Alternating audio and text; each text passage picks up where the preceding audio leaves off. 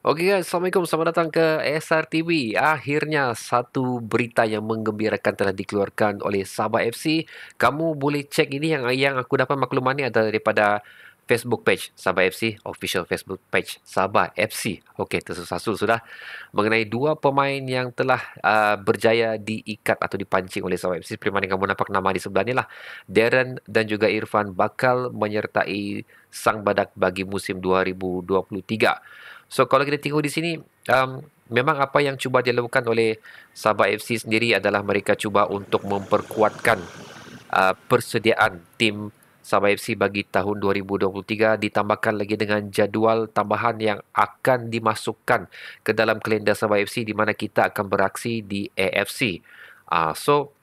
Setahu aku setiap satu klub boleh mendaftar sebanyak 30 pemain dan 2023 ni macam ditambahkan lagi dua kota, itu sebanyak 32 pemain boleh didaftarkan. So kita sendiri tahu banyak rumor setelah keluar mengenai pemain yang bakal join Sabah FC bagi tahun 2023 tu. Aku akan cuba buat secepat mungkin mengenai rumours-rumours yang masih berlayang-layang yang masih kamu boleh nampak di mana-mana social media tersebut. InsyaAllah kalau aku sempat ada banyak lagi nama sebenarnya, tapi kita mau fokus untuk dua pemain itu kerana dua pemain ini telah kontrak mereka bersama Sabah FC telah disahkan. Jadi daripada dicampurkan dengan dua pemain ini dengan rumours yang ada lagi, kita nampak di sini Sabah FC cuba build satu squad yang besar sebenarnya. Okey, macam ucap tadi lah, jadual kita akan ditambahkan lagi dengan kehadiran AFC untuk di dalam jadual Sabah FC. So satu squad yang besar, rotation yang cukup, depth squad yang lengkap perlu wujud kali ini. Sekiranya OKS ingin menetapkan satu lagi target baru untuk Sabah FC bagi tahun 2023 ni. So ini adalah evolusi kedua bagi Sabah FC. Evolusi pertama telah kita saksikan di mana banyak juga pemain telah dibawa masuk dan berjaya membawa Sabah ke tangga ketiga di Liga Super separuh akhir Piala Malaysia. So basically semua target yang OKS cuba capai untuk 2022 ni sudah tercapai dengan skuad yang ada. So of course aku rasa untuk 2023 adalah merupakan satu lagi target baru oleh OKS, dan kita telah nampak di sini betapa aktifnya Sabah FC cuba untuk memancing pemain-pemain yang ada di liga tempatan, baik pemain tempatan, baik pemain import. Memang banyak rumours. Aku tak pernah nampak rumours sebegini banyak. Okay, so memang serius lah. Okay, apa yang cuba ditampilkan oleh Sabah FC untuk tahun 2003 ni memang satu percubaan yang serius. Itu yang aku boleh cakap lah. Okay, seterusnya kita sudah tahu dua pemain ni iaitu Irfan dan juga Darren Lock telah sah akan bersama The Rhinos bagi tahun 2023. Ini adalah sedikit data yang ingin aku sharekan kepada kamu lah.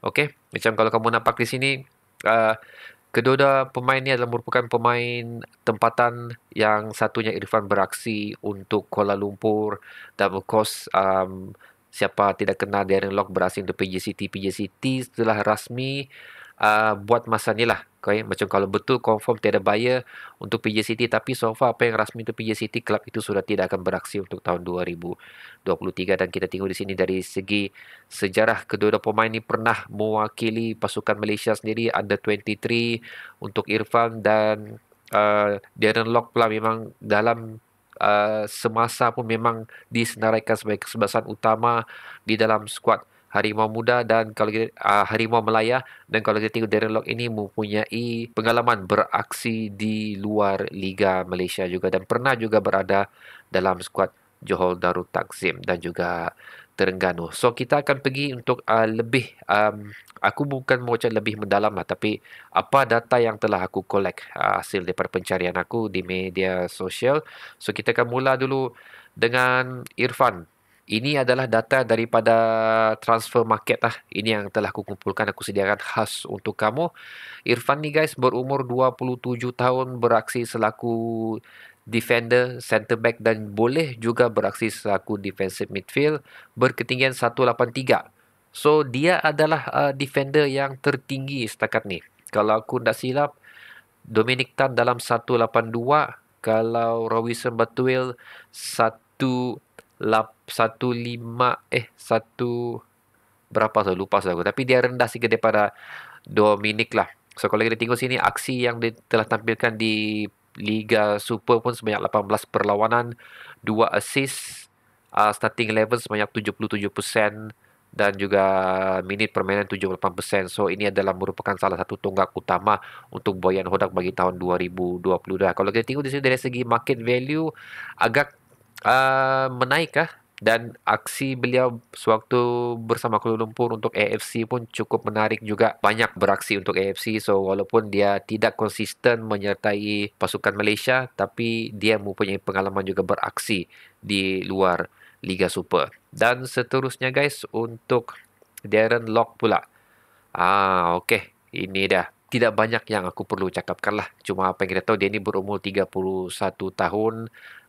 Boleh dikategorikan veteran juga. Tapi untuk Liga Malaysia ni 31 tahun, kebanyakan pemain kita contoh ambillah Amri Yahya pun masih boleh mampu beraksi dan menjaringkan gol. So 31 beza 10 tahun dengan Amri Yahya, bagi aku tidak ada masalah lah. Tiada masalah kita mempunyai seorang penyerang veteran, pasal bagi aku dia masih mampu untuk menjaringkan gol. Ini terbukti sewaktu musim 2022 ni di mana beliau telah menjaringkan sebanyak 10 gol, appearance 20 dan ada juga membuat assist. Kalau kita tengok sejarah dia sewaktu bersama Terengganu, kalau aku nak silap hanya beberapa perlawanan saja yang beliau sempat turun oleh kerana kecederaan.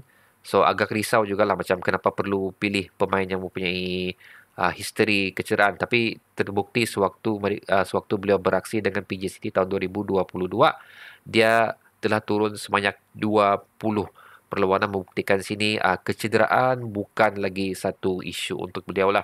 Dan kalau kita tengok sini, market untuk Darren Lock walaupun berumur 31 tahun agak cantik juga. Peningkatan yang cukup ketara sewaktu beliau bersama dengan PJ City, walaupun tidak sehebat market value dia. Kalau kita tengok si Irfan sebanyak 225k ini in euro tapi Darren Lock sekarang adalah 150k. So kedua-dua pemain ni mempunyai kontrak expired pada 30 November 2022. So basically diorang ni tidak ada kontrak dengan klub mereka. So aku believe Sabah FC mendapatkan pemain ni dengan free transfer lah. So aku rasa macam tu lah. So ini adalah sedikit perkongsian yang aku ingin kamu lihat adalah kadar jaringan yang telah dilakukan oleh Darren Lock untuk penjaring terbanyak Liga Super tahun 2022. Habis perlawanan, Darren Lock berjaya menjaringkan sebanyak 10 gol, berada di tangga 1, 2, 3, 4, 5, 6, 7. Di nombor 7 di kalangan penjaring terbanyak Liga Super. So top 10 lah. So dia adalah merupakan the only pemain tempatan yang berada di kelompok 10 ni. Kalau kita tengok semua pemain import dan ada satu pemain Sabah itulah Pak Tisus sebanyak 8 gol.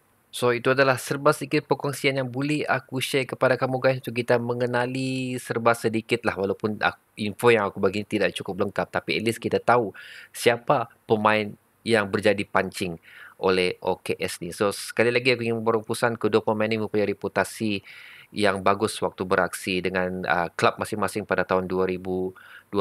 Darren Lock selaku di dalam kelompok penjaring terbanyak, manakala Irfan pula mempunyai pengalaman bermain untuk AFC, dan kita tengok macam mana Kuala Lumpur beraksi untuk AFC itu pun memang cukup bagus jugalah. Dan untuk Irfan ni, since kita sudah tidak mempunyai Jackson De Souza, aku nak pastilah sama ada kontrak dia akan disambung atau tidak. Tapi dengan ketiadaan Jackson dan kehadiran Irfan, yang aku rasa merupakan satu pengganti yang cukup bagus sekiranya Sabah FC tidak berkeinginan untuk mendapatkan khidmat pemain import di bahagian pertahanan mereka. Dia mempunyai ketinggian yang hampir sama dengan Jackson, dan kalau kita tengok skill gameplay dia pun, dia macam Jackson juga, dia mampu untuk membuat long pass daripada bahagian belakang untuk terus ke hadapan, memberi ruang untuk pemain hadapan membuat larian. Dan ini adalah terbukti kalau kamu tengok aku mention di awal video, dia telah membuat 2 assist.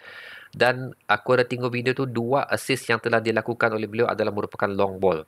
So ini adalah merupakan satu aset yang cukup bagus. Ditambahkan lagi dengan Darren Lock yang mempunyai reputasi penjaring gol yang terbaik, antara penjaring gol yang terbaik pada tahun 2020. So kombinasi dua player ni aku rasa perlu OKS ambil exploit lah, perlu di-exploit apa yang mampu diberikan oleh kedua player ini untuk membuat satu perencanaan atau gerakan baru untuk Sabah FC bagi menjaringkan gol pada tahun 2023 pula. So itulah dia guys. Itu adalah pendapat aku. Satu pancingan yang cukup bagus.